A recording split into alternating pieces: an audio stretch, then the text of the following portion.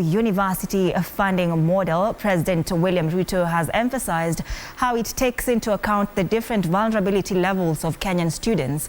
The classification has attracted uproar from Kenyans, some terming the new model unfair. And as Mike Kagwongo reports, the head of state said his government deliberately chose to support children from low-income households who he believed should receive special consideration.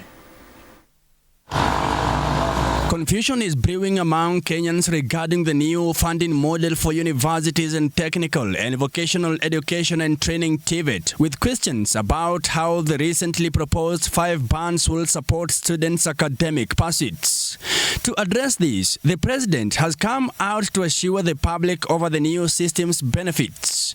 Speaking at the University of Eastern Africa Baraton graduation ceremony in Nandi County Sunday, the head of state said that the nation requires a funding paradigm that prioritizes students over universities. We need a funding model that is not focused on the university, but focused on the student. Yes. A funding model that will not leave any child in Kenya behind. A funding model that recognizes that there are children from vulnerable families. The new funding model has been grouped into 5 bands depending on the family's income level. Any student's eligibility for a scholarship is determined by the amount they presented as their family's income when applying.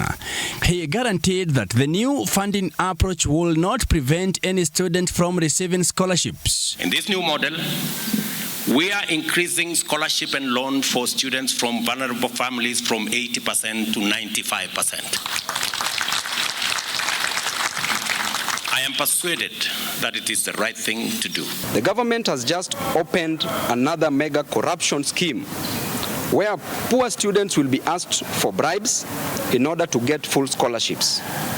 There will also be tribalism, nepotism, and cronism in determining who gets full scholarships and who don't.